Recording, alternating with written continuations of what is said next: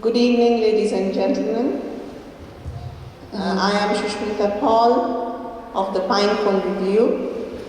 And I would like to take this opportunity to thank the Festival of Tears of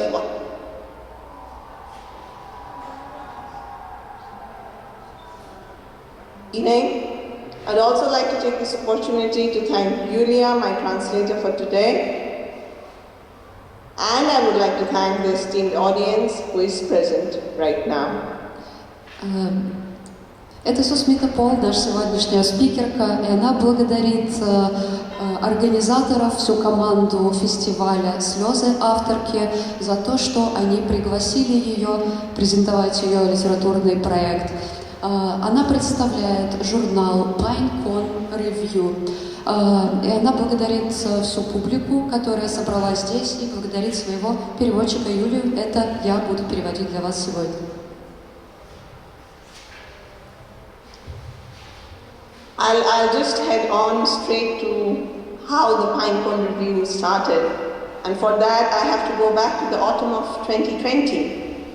And in the autumn of 2020, a very small organism, a microscopic organism, was creating havoc and creating a sense of desperation all across the world. And what happened was that I realize now that a small organism like that can create such a huge impact. And in truth, this is a realization in retrospect, but in that moment, it was only an emotion of helplessness that catapulted my sense of depression to the nadir. Расскажу о том, как начался журнал Pinecone Review. Это случилось осенью 2020 года, когда мир содрогнулся от, казалось бы, такого маленького организма, такого маленького микрокосмического организма коронавируса. Кто бы мог подумать, что столь небольшой организм может привести к таким совершенно драматическим, фундаментальным потрясениям. Ну, конечно, да, это я думаю сейчас так в ретроспективе. Что я чувствовала осенью 2020-го, это чувство бесконечной беспомощности, которое также стригерило мою депрессию и ухудшило ее во много раз. It was actually the news of the migrant laborers who were walking hundreds of kilometers across India to go back to their homes caused by the lockdown that disturbed me the most. As I was living in a life of security in the small city in Austria, my homeland, my India, was bleeding. And these migrant laborers were walking, they were bleeding, they were giving birth, and they were even dying on the road. Что меня больше всего потрясло тогда, это новости о том, как трудовые мигранты были вынуждены из-за локдауна, из-за карантина возвращаться пешком в Индии домой. Я жила в маленьком городе в Австрии в безопасности, в то время как мои сограждане рожали в пути, преодолевали трудности. Это было совершенно опустошающим опытом. I am a writer, officially I would say, for the past 11 years. I've been writing every day, every single day of my life for the past 11 years. And so what I did in this moment of desperation, in this moment of helplessness, was to write, because I thought this will be my therapy. This will be my way out of this sense of helplessness. But was it? I'm not sure. Вот уже 11 лет, как я официальная писательница. И что я делала тогда, чтобы справиться с этим чувством беспомощности? Я писала каждый день. Но было ли это достаточно? Я не уверена. I think it was around this time, or a little before this time, that I had come across the series of poems by a friend of mine, Amita Bhanag. And his series of poems were titled Brown Sky. He had written about the lives of brown individuals in India. And to be honest, it it gripped me absolutely, and it made me think deeply about what is brown living in reality. In the academic scope, I found out that there was immense scope of development of this idea of brown life, of brown identity, so to say, because black identity has been in circulation for quite some time now. But the discourse about the brown identity was something very, very new. But what I found more profound was that in the creative area, in the creative world, the voices of brown individuals, of people identifying as brown in some way or the other, was not amplified at all. It was either black individuals who were having more scope, or generalized area of people of color or BIPOC. That is what is mentioned in most magazines when they call for submissions. Незадолго до этого я прочитала серию стихов Амитаба Наг под названием «Коричневое небо. Это мой друг». Этот сборник стихов о жизни представителей коричневой расы, коричневой индивидуальности, как мы это называем. И это пробудило во мне интерес к тому, как коричневая идентичность представлена в литературе, в визуальном искусстве, в академических кругах. Я начала с академических кругов, и действительно коричневая идентичность была представлена недостаточно, в отличие от людей африканского происхождения. Затем я начала, поскольку я писатель, я посмотрела, как обстоит с этим дело в сфере литературного творчества. И действительно, коричневая идентичность была представлена недостаточно, в отличие от людей цвета, так мы говорим о людях иных рас, или были также представлены люди-представители BIPOC, это аббревиатура означает люди африканского происхождения, люди из коренных народов и цветных и прочих иных рас. Дальше я буду оставлять эту аббревиатуру как BIPOC. It is actually a realization, the self of the brown being, that has not occurred to me when I lived in India.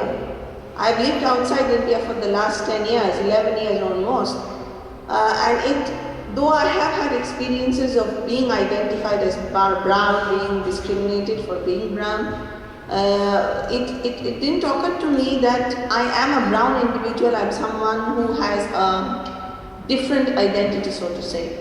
It was only after reading Nag's poems that I could connect the dots. Я индианка, но тем не менее последние 10-11 лет я живу в другой стране, Сусмита живет в Австрии. Понимала ли я, что такое коричневая индивидуальность, когда жила в Индии? Не вполне. Я стала это в полной мере осознавать, уже покинув Индию.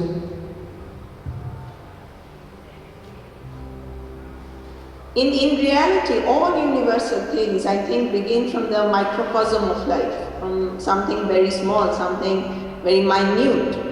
And it is in this world of expressions that I found that I, as an individual, need to salvage myself from desperation. And I found my way out because I could also edit besides writing.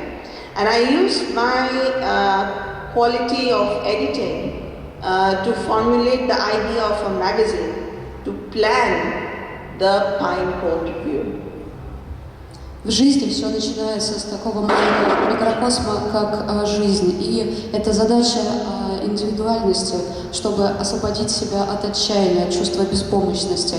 Я поняла, что я могу использовать и свой редакторский опыт, что я могу планировать новый литературный источник и таким образом бороться с происходящим. I actually live in a very beautiful neighborhood here in Austria, and just outside my house there are a series of pine trees, and I have had the privilege of looking at them and thinking and procrastinating. And from that, itself I got the idea, I studied about the pine trees and I realized that pine trees have this amazing aspect of being androgynous, which means that one pine tree has both female and male cones. But the fun part is, or the intriguing part is, that it always needs another pine tree in the vicinity to have pollination. Nothing is homogeneous here.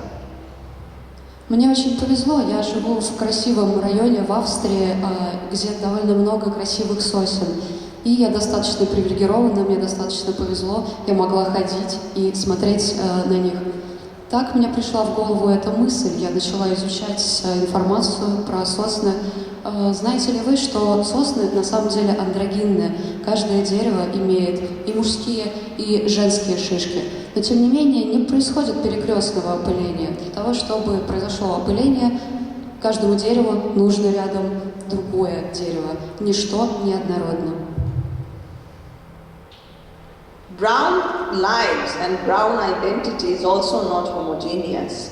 It is not one unit that can be defined universally. For instance, I am a person born out of India and I identify myself as brown. But I give an instance from a very personal space. My son was born in Vietnam. He has an Indian passport. But when he sleeps, he speaks in Deutsch in his sleep. So his identity, his thought of brownness when he grows up will be very different from what I think constitutes my brown identity. Как и сосны, коричневой индивидуальности неоднородные, они совершенно различные. Нет единицы, которая считается коричневостью.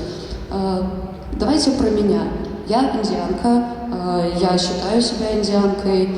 А как насчет моего сына? Он родился во Вьетнаме, да, у него есть индийский паспорт, но во сне он говорит по-немецки. И, конечно, его осознание коричневости будет сильно отличаться от моего, не такое, как у меня. Inspired by a very popular magazine called Brevity, a journal of concise literary non-fiction, the Pinecone Review also formulates or presents to the audience writings in 600 words only.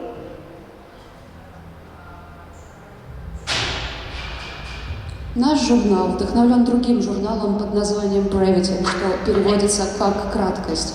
Этот журнал публикует только краткие литературные формы.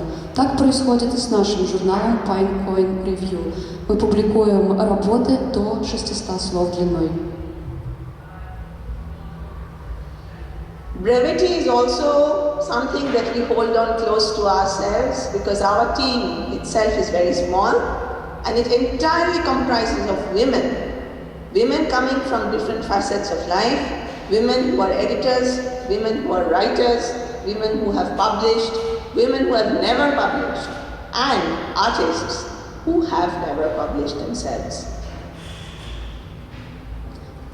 Собственно, и наша команда тоже соответствует этому концепту краткости. Мы очень небольшая команда и состоим исключительно из женщин, из самых разных социальных страт и самых разных слоев. Есть писатели, которые публиковались, которые не публиковались, есть художники, которые не публиковались никогда. We primarily have 2 issues every year, and it sounds very weird when I say this, but it's only like 1 year we have been around.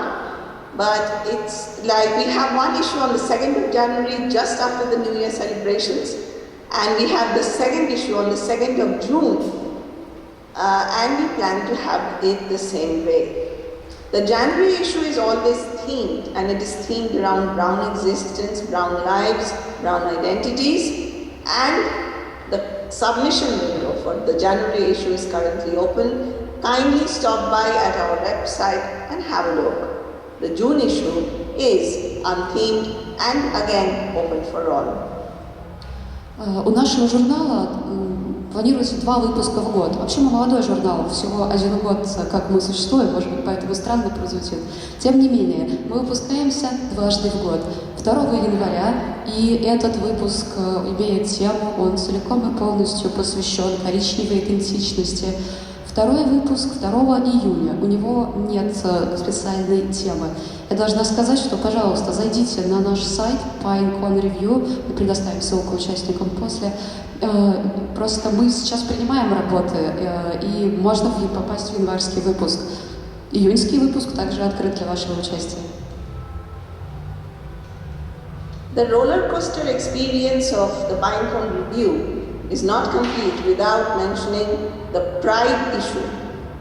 This is a very special issue close to our hearts, and at the same time, this also makes us realize that life is really full of surprises.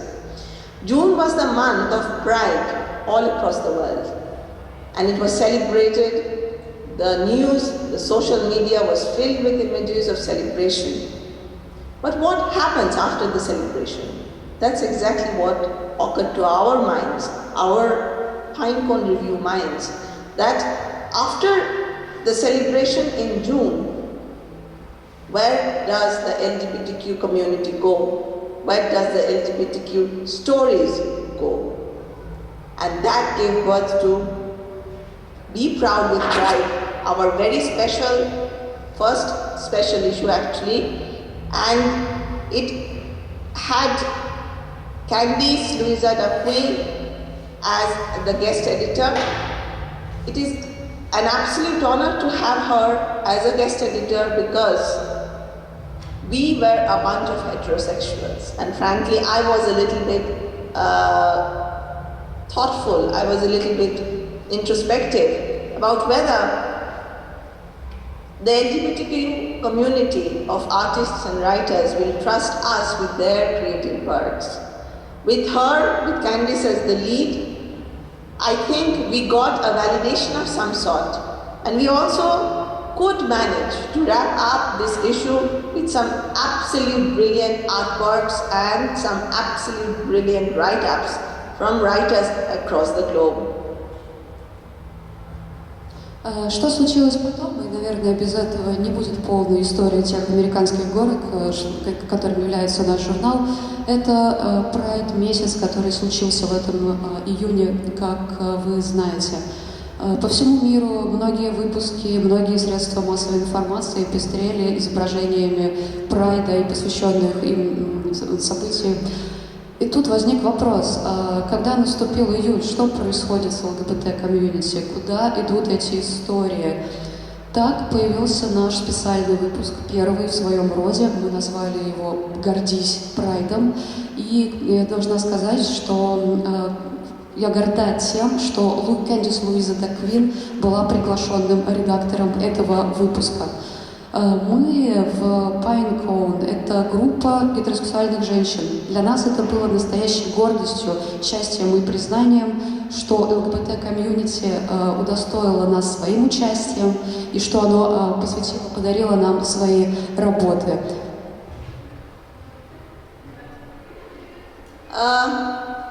It is also in our thoughts that we'll try to bring back something that we very close to our hearts, this opinion editorial section, which will not have the limit of the 600 words.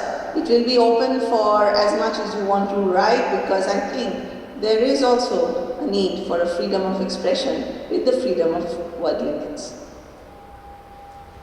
Что мы планируем вернуть, и что очень дорого нашему сердцу, мы в ближайшем будущем планируем вернуть раздел колумниста. Он открыт также для участия, и он не ограничивается тем лимитом в 600 слов, потому что мы считаем, что свобода должна относиться и к словам тоже. In September, the PineCon Review crossed its one-year mark. And with this crossing, we have a sense of responsibility laying on our shoulders right now. We have started something which we thought is important. What is now more important is that we keep continuing, we keep walking this way.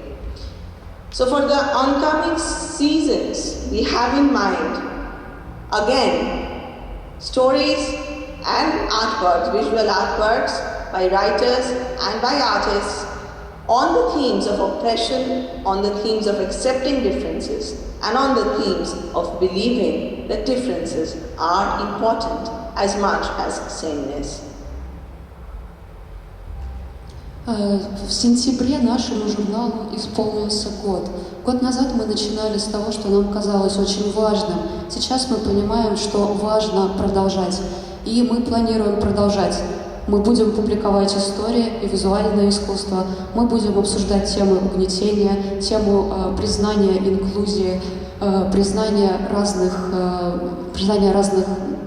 представителей и делания их видимыми.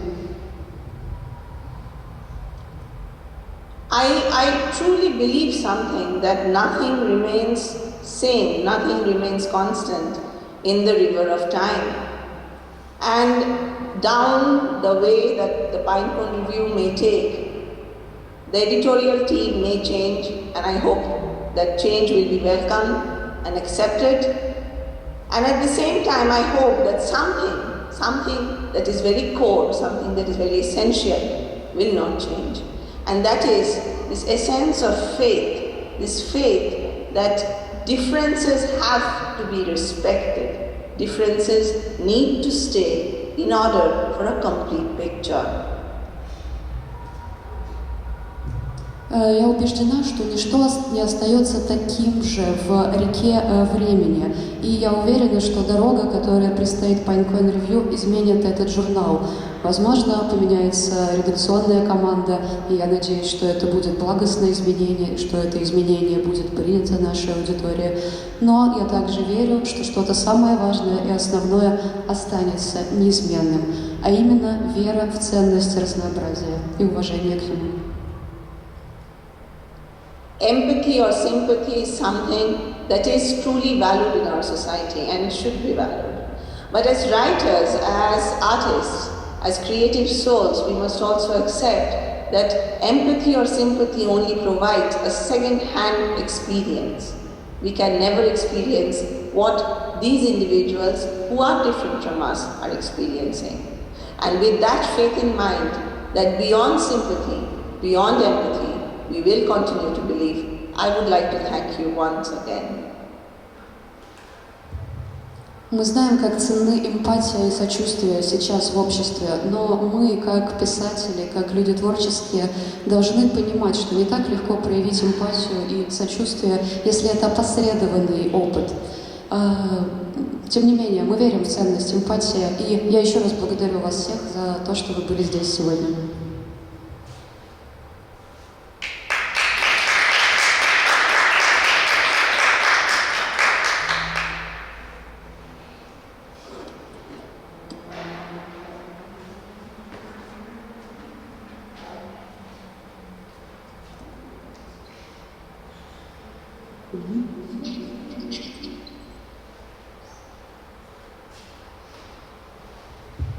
Мы благодарим Сусмиту, и сейчас журнал, это журнал из Берлина, нам расскажет Руби Мэйсон. Только подключится.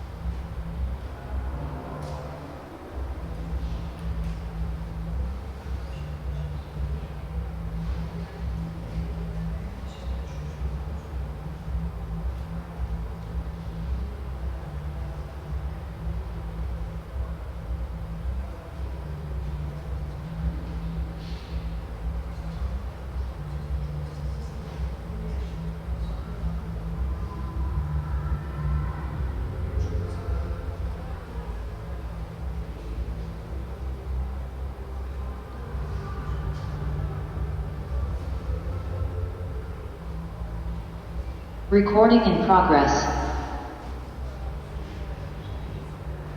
Recording stopped.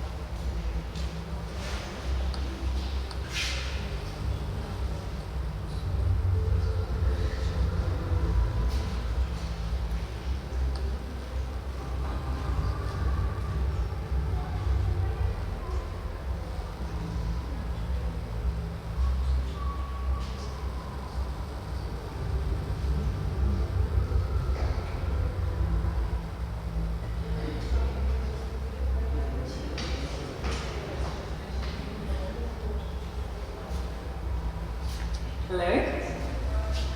Hello? И мы приветствуем Руби.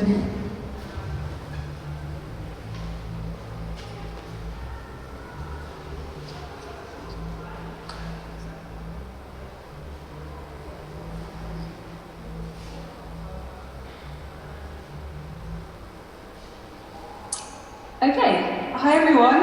Hello from Berlin, Germany, and I hope you're all enjoying the festival. I hope you can hear me okay. My name is Rubi Мэйсон, and I'm the managing editor of Sand Journal, an independent journal of literature and art based here in Berlin. Здравствуйте всем, Руби приветствует вас из Берлина. Она представляет журнал Sand. Надеется, что вы наслаждаетесь фестивалем. Надеется, что хорошо вы ее слышите. Okay, so first a little bit about me. I'm originally from England, the UK, and I moved to Berlin, Germany about 5 years ago. I joined the Sand team about 4 years ago because I was looking for a community of people who shared my beliefs about feminism and other issues, and also about literature. Расскажу немного о себе. Я родилась в Англии и приехала в Берлин 5 лет назад. Я присоединилась к команде журнала Sand 4 года назад, потому что я искала людей, которые разделяют мои взгляды на феминизм и на литературу также. Yeah, and today I'm going to talk a little bit about Sand, our magazine, the history of the magazine, what we do, and our mission and our beliefs, and our hopes for the future and the future of publishing in a more inclusive literary world. And maybe I'll also give some advice for anyone looking to start their own project, or to become a writer or be published or get more involved in this field. Я расскажу сегодня о журнале Sand, о его истории, о миссии, о том, во что мы верим и чем руководствуемся. А руководствуемся мы тем, что инклюзия крайне важна и в литературе тоже. Надеюсь, я также смогу дать совет тем, кто хочет начать литературный проект, и дам некоторые рекомендации по тому, как это лучше сделать. Okay, so about Sand, first of all, the magazine. So Sand is a non-profit journal of literature and art. So fiction, poetry, translations into English from other languages. And also, art is a big part of Sand too. As you can see, I have a few copies behind me as a display. And we just love to create a colourful, exciting journal for people to enjoy around the world. Итак, что можно сказать про Сент? Это некоммерческий журнал, он выпускается дважды в год. Что мы публикуем? Художественную литературу, поэзию. Также мы переводим много литературных работ с разных языков на английский. Если вы посмотрите, то за мной несколько выпусков журнала Сент. Мы стараемся, чтобы он был не только интересным, но и красивым. Yeah, so a bit about Sand's values. Yeah, we know the world of literary magazines is historically a sexist world, an elitist world, and a world that was dominated by privileged white men, mostly. So we can't change the past, but our goal is to maybe make a better future of publishing and a better present for publishing where more voices are heard. So women's voices, LGBT voices, the voices of people of colour, and anyone else who's been oppressed or sidelined in society and in the arts. Каковы ценности журнала Сент? Не секрет, что литературный мир во многом страдает от сексизма. Кто чаще всего публикуется? Это цисгендерные белые мужчины. Мы не можем изменить прошлое, мы не можем изменить то, как это было раньше, но наша работа может повлиять на настоящее и на будущее. Нашими усилиями может быть сделано так, что больше будет услышано женщин, представителей ЛГБТ-сообщества и прочих меньшинств, которые раньше задвигались на задний план. Yeah, and in terms of the kinds of writing that we like, we're super open-minded. We like things that are weird, exciting, surprising, stories that don't usually get told. And yeah, we're not shy about topics that are controversial, like sexuality, politics, discrimination, colonialism. Yeah, we're up for anything and we're excited to hear people's perspectives. Какую литературу мы любим, какая литература нас интересует? Нам нравится открытая, смелая литература, странная, дерзкая, захватывающая, удивляющая. Та, которая обычно не публикуется, истории, которые обычно не рассказываются. Истории дискриминации, истории противоречий. Все, что выходит за рамки, это наш кругозор, это наша аудитория. Yeah, and we publish a mixture of things. Some writing that's in a more traditional format, longer pieces of fiction, but also very experimental pieces. In our last issue, we published a story about an octopus, which was in the shape of an octopus, which was actually a nightmare to design, but we loved it. And yeah, poems that are experimental, that play with different kinds of forms and ideas. We enjoy risk and playful approaches to writing. Мы публикуем самые разные жанры, и так более традиционные, как, например, длинные художественные формы, а также экспериментальные жанры. Например, в прошлом выпуске опубликована история про осьминога, и она в форме осьминога. Нелегко было это свертать, сразу скажем, но оно того стоило. Да, риск, эксперименты — это то, что мы любим, то, что нам нравится. Okay, yeah, and so a little bit about the history of Sand and how it started. Sand started in 2009 here in Berlin, so 12 years ago. Obviously, I was not involved at the start, but we're about to publish our 23rd issue now, which is pretty crazy. In those 12 years, a lot of things have changed. The people behind Sand have changed, but we still share the common belief in underrepresented voices, and I think that's the glue that holds us together and that's helped us keep going for so long.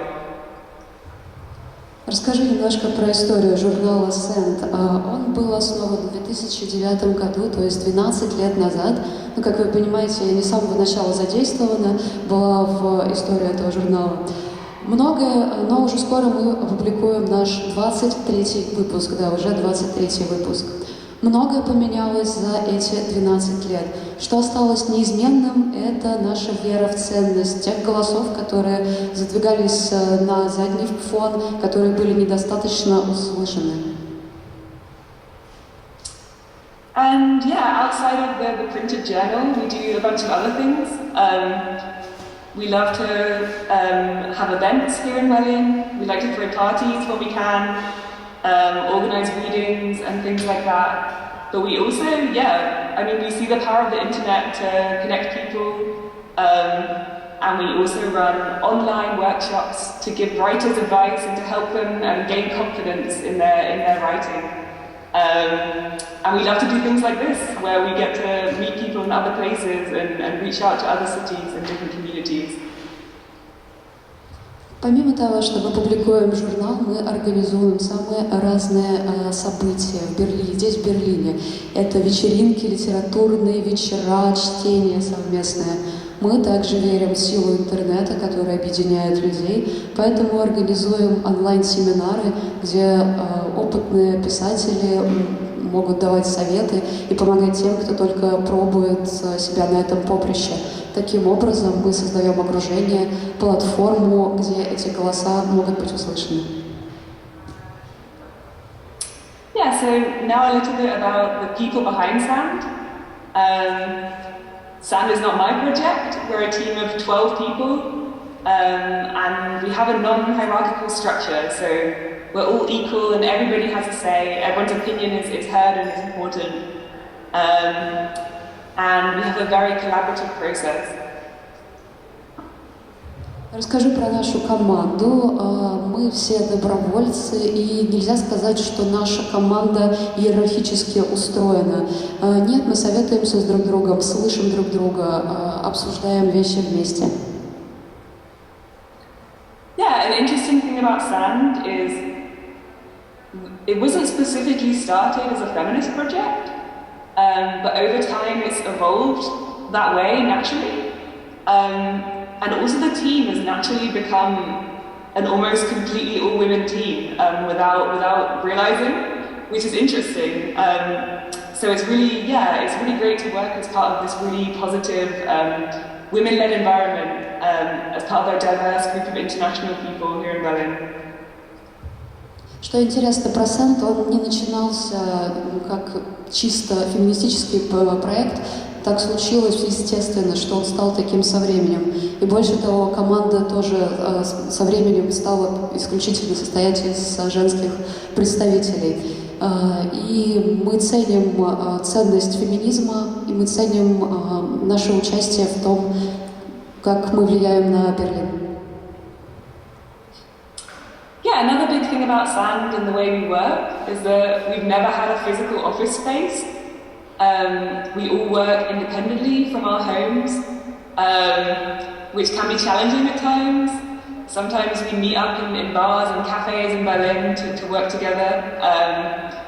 But it's a very independent project that's kind of DIY and casual, but keeps running along, which is surprising and exciting. Что еще я расскажу про СЭНД? У нас нет физического единого офиса, мы работаем из дома, что иногда бывает довольно сложным. Тогда мы собираемся в барах или в кафе и работаем все вместе. Да, может показаться, что неформальный проект, но он продолжает существовать, и это нас удивляет и не может не радовать. So onto SAND's values and a bit more about the theme of this festival and our feminist mission. So we see ourselves as an intersectional feminist magazine, and we really look for underrepresented perspectives. So the voices that you don't normally hear in mainstream literature and art.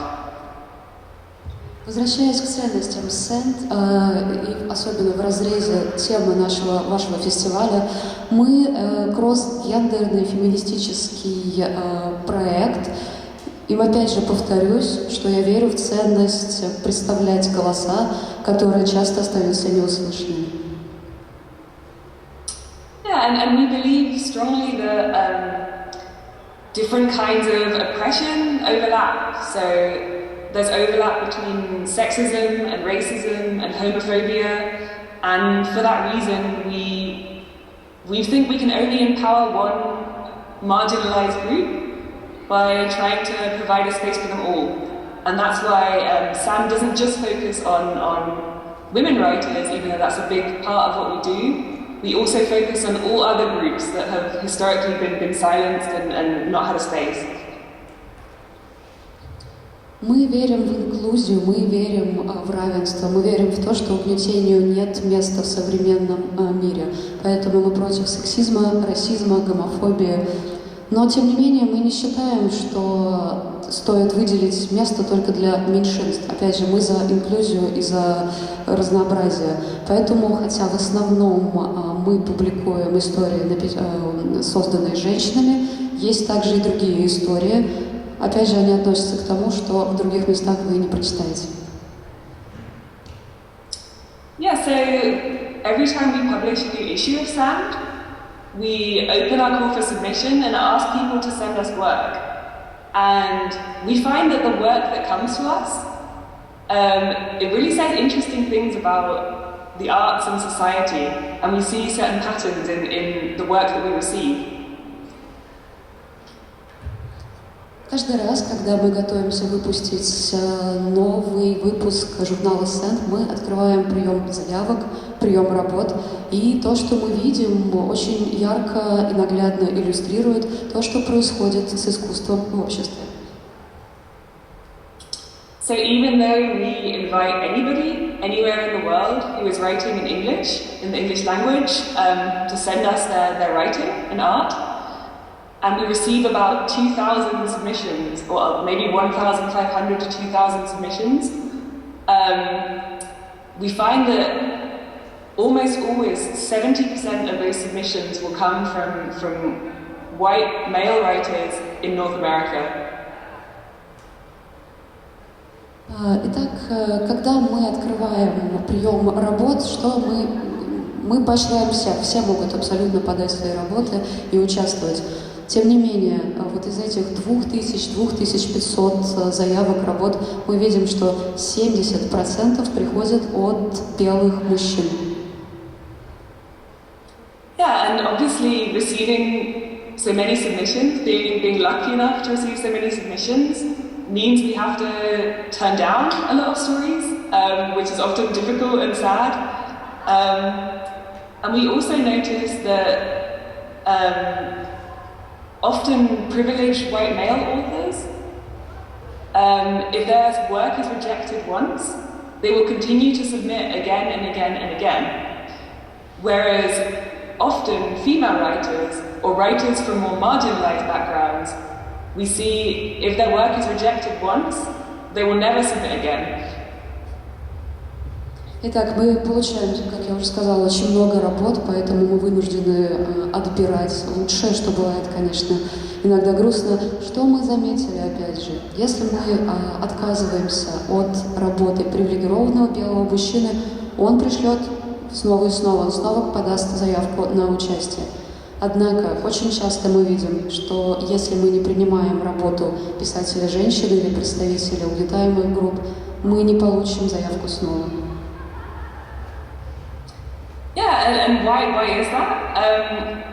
We believe that it's because we live in societies where privileged white men are constantly told that their opinions are important and that their voices matter, whereas often women, LGBT people, people of color and other marginalized people are constantly told in politics, in society, and in the creative arts that their voices are less important and that they don't matter and they don't need to be heard.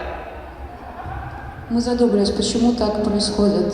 Нам кажется, что дело в том, что мы живем в обществе, где привилегированным мужчинам говорят, ваше мнение важны, ваше участие важно, тогда как женщинам и представителям ЛГБТ и прочих меньшинств говорят, что вы менее значимы, вы значите меньше.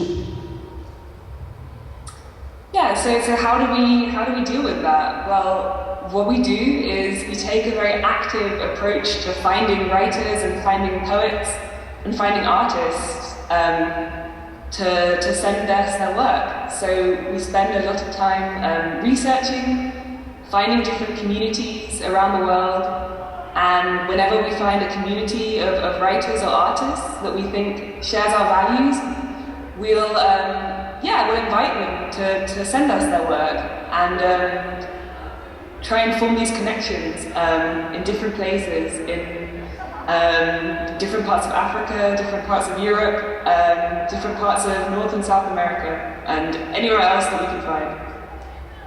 Как мы работаем с этой проблемой? Какой подход у нас к такой ситуации? Мы применяем более активный подход. Мы ищем сообщества, в которых есть свои ценности, которые транслируют их. И когда находим такое сообщество, которое подходит под наши критерии, мы связываемся с ними, чтобы установить с ними контакт, где бы то ни было, будь то в Африке, в Европе, в обеих Америках.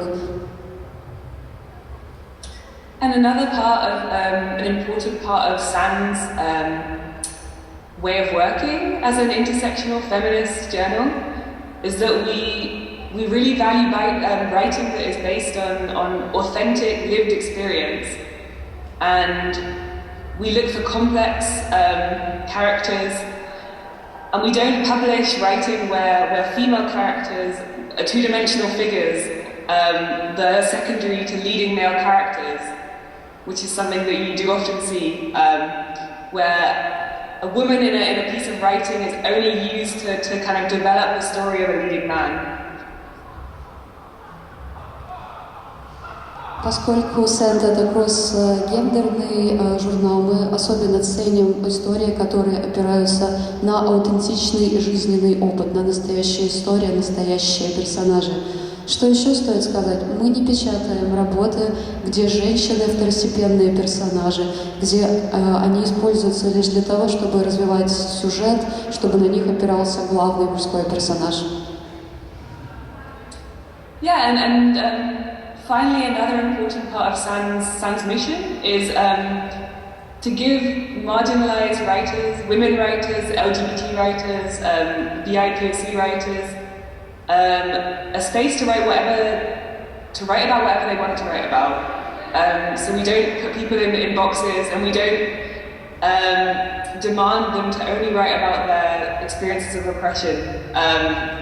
We believe that people have different stories that they can tell, and no individual is representative of their entire community. So any kind of stereotyping like that is something that we try and step away from. В чем еще состоит миссия «Сент»? Мы верим, что важно дать возможность писателям-женщинам, писателям-представителям ЛГБТ, писателям иных рас писать о том, чего они хотят. Что мы имеем в виду?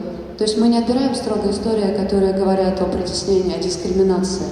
Люди должны писать то, о чем они хотят, и мы рады таким историям. Yeah, and finally, just a little bit about our hopes for the future. We hope to continue. We hope that Sand will continue for a long time. The people who make Sand will change. I guess I won't be here forever, but I hope one day I'll be able to pass on this role to someone else who's inspiring and better than me, and that we continue to grow. Каковы наши планы на будущее? На что мы надеемся? Мы, конечно, хотим продолжать. И мы хотим меняться в том числе. Команда может измениться. Я тоже думаю, что в какой-то момент я передам свою дорогу, свой путь кому-то, кто будет вдохновлен, и надеюсь, что буду вдохновлена этим опытом тоже. Yeah, and we want to continue to pay the writers that give us their work for their work. We know that, writers and artists deserve to be paid, they need to be paid, and they need to have the space that money allows to make their work. So that's an important thing to Sand as well. Что мы еще хотим делать? Мы хотим продолжать оплачивать труд художников и писателей, потому что он должен быть оплачен, им должны платить, нам должны платить. И у них должно быть пространство, где они могут творить. And we want to continue to learn, to grow, and we want Sand to reach more people in different places. Perhaps some of you, if you ever consider writing in English or translating into English, even if it's not your first language and your English isn't perfect. Maybe you might think about submitting to SAND or looking us up. Мы хотим узнавать также новое, мы хотим становиться лучше и охватывать все больше и больше людей. Может быть, и вы станете частью нашего журнала. Если вы пишете на английском, если вы переводите на английский, неважно, насколько хорош ваш язык, свяжитесь с нами, мы будем рады рассмотреть вашу работу. Yeah, and I think that's all I have to say about SAND for now. But thanks so much for this opportunity to speak to you all. And yeah, I've been checking out the festival. I wish I could understand more of it. I've been trying with Google Translate, and it looks really inspiring, and it looks like you have a really great community over there. So I wish you all good luck with everything you want to do, and keep writing and creating. And I hope that you are able to grow communities that nourish your talent and inspire you. Наверное, это все, что я расскажу про СЭН сегодня. Спасибо еще раз большое организаторам за такую возможность. Я посмотрю на программу фестиваля, не все могу понять из-за русского языка, но он очень вдохновляющий. Я вижу, какое прекрасное комьюнити, прекрасное сообщество здесь. Удачи вам, продолжайте писать. Большое спасибо.